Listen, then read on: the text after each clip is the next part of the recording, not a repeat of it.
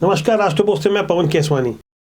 छत्तीसगढ़ में आने वाले समय में जो विधानसभा चुनाव है उसको लेकर राजनीतिक पंडित एक बड़ा प्रश्न खड़ा कर रहे हैं कि यह चुनाव आखिर किस रणनीति से लड़ा जा रहा है। दरअसल छत्तीसगढ़ में इस बार जो हो रहा है वो शायद इससे पहले कभी नहीं हुआ। इस बार के चुनाव में जो सबसे खास बात देखने को आ रही है कि यहाँ कांग्रेस के सबसे बड़े नेता के रूप में उभरे सीएम भूपेश बघेल की इमेज दांव पर लगी है। एक तरह से सीएम भूपेश बघेल ही सर्वे सर्वा बनकर उभरे हैं। यह चुनाव कांग्रेस के लिए भूपेश बघेल लीड कर रहे हैं और तो दूसरी तरफ भारतीय जनता पार्टी के छत्रप और चाणक्य कहलाने वाले अमित शाह की नीतियों पे चुनाव लड़ा जा रहा है। हालांकि भारतीय जनता पार्टी ने कोई सीएम फेस घोषित नहीं किया है, लेकिन जिस तरह से 80 दिनों के भीतर 5वीं बार 12 सितंबर को भी अमित शाह छत्तीसगढ़ आ रहे हैं और यहाँ दंतेवाड़ा आकर वो जिस परिवर्तन यात्रा की शुरुआत करेंगे, एक बड़ी जनसभा करेंगे, वहाँ एक बात और ज़्यादा खुलकर स्पष्ट हो चुकी है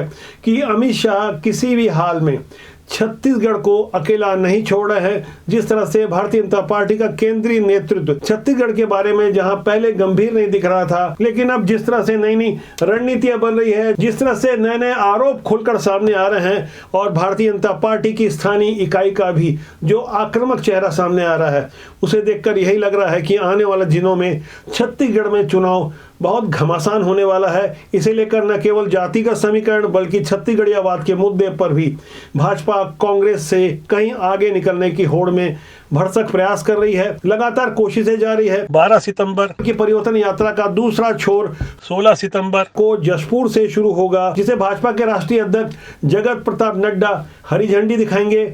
वहां भी एक बड़ी जनसभा होगी। छत्तीसगढ़ के बस्तर और सरगुजा जैसे बड़े वनांचल से निकलने वाली इस परिवर्तन यात्रा के माध्यम से भारतीय जनता पार्टी एक बड़ा संदेश देने की कोशिश करेगी। यहाँ गौर करने वाली बात यह है कि करीब 20 साल बाद भारतीय जनता पार्टी परिवर्तन यात्रा निकाल रही है। इससे पहले 1 जून 2003 को डोंगरगढ़ से भारतीय जनता पार्टी ने तत्कालीन जोगी सरकार के विरुद्ध परिवर्तन यात्रा निकाली थी। 2003 के आखिरी में भारतीय जनता पार्टी को छत्तीसगढ़ की सत्ता मिली थी। अब भारतीय जनता पार्टी के रणनीतिकार पुराने इतिहास को दोहराना चाहते हैं, लेकिन यह समझने वाली बात यह है कि अब हालात पहले से कहीं अलग हैं। रणनीतियां बदली हुई हैं, काम करने का तरीका बदला हुआ है।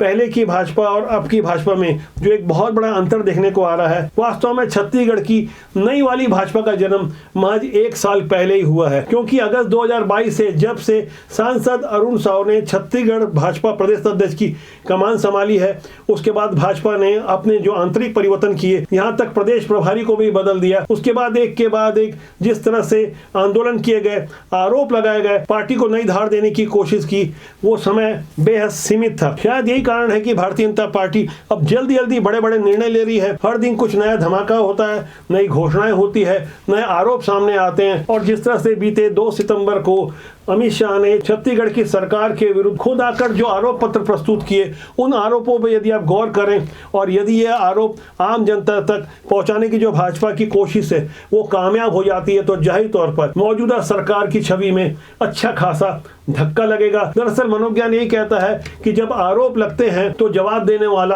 अक्सर बैकफुट पर होता है, उसकी स्थिति बचाव की मुद्रा वाली होती है। मौजूदा समय में कुछ ऐसे ही हालात है। हालांकि कांग्रेस की ओर से भी भाजपा की पूर्ववर्ती रमन सरकार के विरुद्ध कोई कच्चा चिट्ठा प्रस्तुत किया था, लेकिन आम जनता तो यही प्रश्न खड़ा करती है कि मौजूदा सरकार को जो मौका मिला, जो अवसर मिले, उनमें जो कमियां हैं, उनके विरुद्ध जो आरोप हैं, उसके लिए जवाबदारी भी उनकी बनती है। पूर्ववर्ती सरकार ने जो किया, उनके कर्मों की सजा जनता ने भी दे दी। 15 साल की सत्ता के बाद जब 15 सीटें दी, उसके बाद भारतीय जनता पार्टी ने अपनी गलतियों को सुधारते हुए पूरे नए कलेवर को जिस ढंग से प्रस्तुत किया है, वहां जिस तरह से नए नए लोगों को आमंत्रित किया है, उसे भी हमें समझना होगा। ये नया युद्ध दरअसल पूरा डिजिटलाइज होने जा रहा है।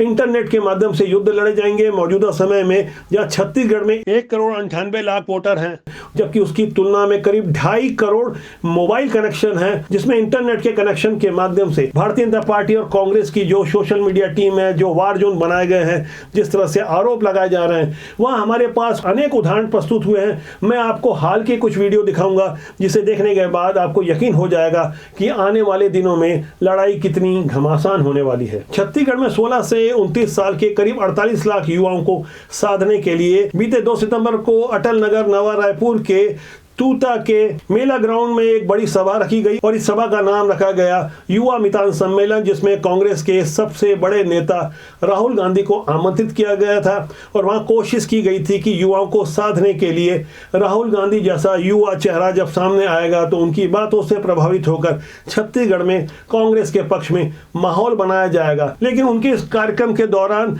हुई कुछ झलकियों को लेकर अनेक यूट्यूबर मौके पर पहुंचे और वहां उन्होंने अलग अलग ढंग से जो वीडियो बनाए उसे भारतीय जनता पार्टी ने हाथों हाथ लपक लिया।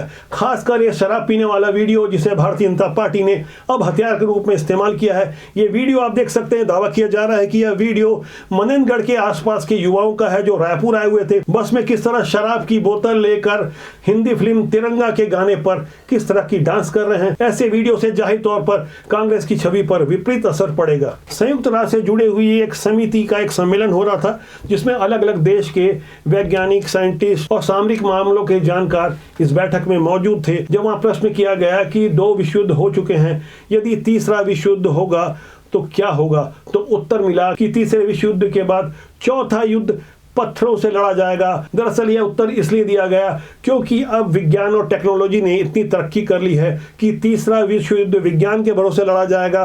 परमाणु शक्तियां हावी हो जाएगी तो कुछ नहीं बचेगा। तो जाहिर तौर पर चौथा युद्ध अगर हुआ भी तो वो पुराने वाले पाषाण युग की तरफ ले जाएगा और पत्थरों से युद्ध होगा। कुछ ऐसे ही युद्ध आने वाले समय में चुनाव के दौरान होने वाले हैं, जब डिजिटल दुनिया में तरह तरह के वार होंगे, तरह तरह के अस्त्र छोड़े जाएंगे। वहां हमें खासकर विधानसभा चुनाव में कुछ ऐसी तस्वीरें देखने को मिलेगी जो हमने शायद इससे पहले कभी नहीं देखी होगी। आर्टिफिशियल इंटेलिजेंस के जमाने में भारतीय जनता पार्टी ने जो अपना वार जोन तैयार किया है उससे दिल्ली से भी तकनीकी मदद ली जा रही है और कांग्रेस ने भी अपनी ओर से कोई कोर कसर नहीं छोड़ी है। हाल में ही कांग्रेस छोड़कर भाजपा में शामिल हुए सतनामी समाज के संत बालदास और उनके पुत्र खुशवंत साहब ने भारतीय जनता पार्टी में शामिल होते ही कुछ पुराने वीडियो जारी कर दिए। खुशवंत दास ने फेसबुक में जो वीडियो जारी किया है वहां उन्होंने साफ तौर पर यह जाहिर करने की कोशिश की है कि कांग्रेस में रहते हुए भी उन्होंने सतनामी समाज की उपेक्षा वाली बात किस तरह दमदारी से रखी थी। जब 2018 में जब छत्तीसगढ़ में हमारे कांग्रेस पार्टी के सरकार आई तो पहला विधानसभा में घोषणा हुई कि सतनामी समाज के जो धार्मिक स्थल है ओकर उन्नति और विकास के लिए कार्य करे जाएगी। ऐसे विधानसभा में लगभग 5 करोड़ के उम्र पास करेगी। लेकिन आज बड़े दुख के साथ मुझे मंच के माध्यम से कहना पड़ा थे कि आज 4.5 साल बीत गए, लेकिन हमारे धार्मिक स्थल जो प्रमुख धार्मिक स्थल है गिरौदपुरी और भंडारपुरी धाम, जहां 1 रुपए के काम नहीं हुए। दरअसल खुशवंत साहब ने ये वीडियो तब जारी किया जब कांग्रेस की ओर से सतनामी समाज का प्रतिनिधित्व करने वाले मंत्री डॉक्टर शिव कुमार डहरिया ने उनके पिता संत बालदास को कुछ इस तरह से चुनौती दी थी। बालदास जी एक बार चुनाव लड़के तो देख ले तो उनको पता चल जाएगा समाज में उनकी कितनी प्रतिष्ठा है, समाज के लोग कितना उनको सम्मान करते हैं। कुछ ऐसे ही संवेदनशील वीडियो आने वाले दिनों में चुनावी लड़ाई का एक बड़ा हथियार बनेंगे। कुछ गड़े मुर्दे भी उखाड़े जाएंगे। 2018 के विधानसभा चुनाव में सीडी तक जारी की गई थी। हालांकि उस सीडी को लेकर काफी विवाद हुआ। वो आपत्तिजनक सीडी बाद में गलत पाई गई। आरोप प्रत्यारोप होते गए। मौजूदा सीएम भूपेश बघेल को गिरफ्तार भी किया गया। लेकिन कांग्रेस की उस समय की सही रणनीति के कारण भारतीय जनता पार्टी की उस समय की सरकार को मुंह की खानी पड़ी। तब भारतीय जनता पार्टी की ओर से किसी कंसोल इंडिया नामक कंपनी को हायर किया गया था। यह कंपनी पूर्ववर्ती सीएम डॉक्टर रमन सिंह और उनके पुत्र के करीबियों की बताई जा रही थी। यह कंपनी पैसे तो खूब ले रही थी और पत्रकारों को नकदी भी खूब बांट रही थी, लेकिन जिस तरह के गलत जानकारी और डेटा के अनुसार भारतीय जनता पार्टी को धोखे में रखा गया, उसकी परिणति यह रही कि भारतीय जनता पार्टी को सोशल मीडिया और इंटरनेट से कोई मदद नहीं मिल सकी और आखिरकार भाजपा को मुंह की खानी पड़ी। पुरानी गलतियों से सबक लेकर नई तैयारियों के साथ कांग्रेस और भाजपा एक बार फिर मैदान में है। भारतीय जनता पार्टी की ओर से फिलहाल लगातार कुछ रोचक रोचक वीडियो प्रस्तुत किए जा रहे हैं। अभी हाल में ही एक मटन वाला वीडियो जारी किया गया है जिसे एबीपी न्यूज ने जारी किया है। इस वीडियो में प्रियंका गांधी कह रही हैं कि मैं ब्राह्मण हूं, लहसुन प्याज नहीं खाती। वहीं दूसरे वीडियो में वो मटन खाती हुई दिख रही हैं।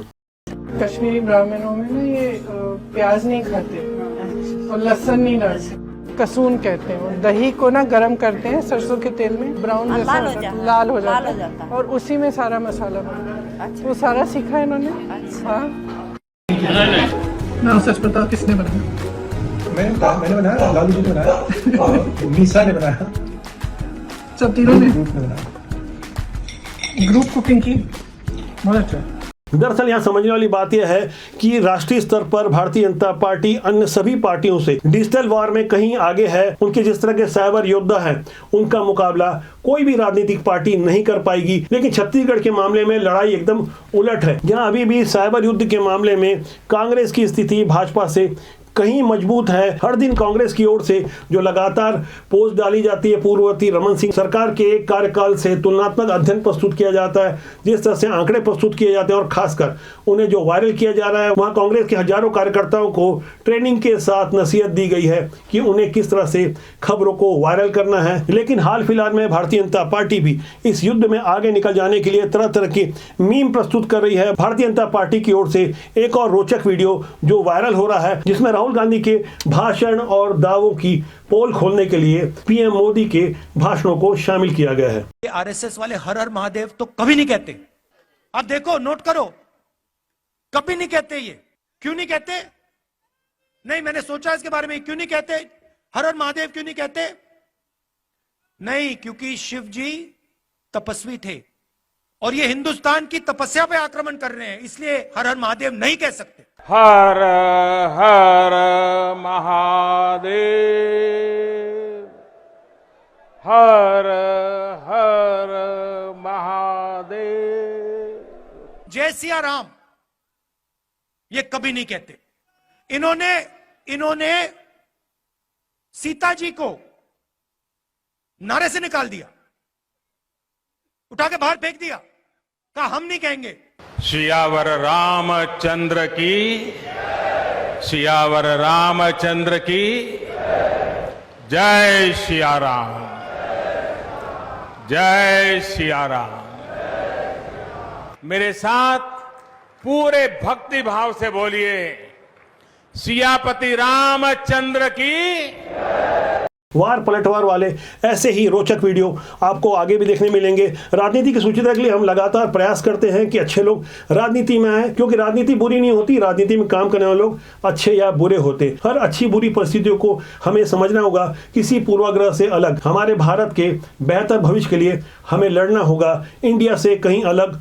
अब बेहतर भारत के लिए हमें काम करना होगा। आज का अंक आपको कैसा लगा, इस बारे में कमेंट कीजिएगा। मेरा आपसे अनुरोध है कि आप चैनल को देखें, लाइक करें, शेयर करें और सब्सक्राइब करना न भूलें। मेरी आपसे बहुत जल्दी फिर मुलाकात होगी। नमस्कार।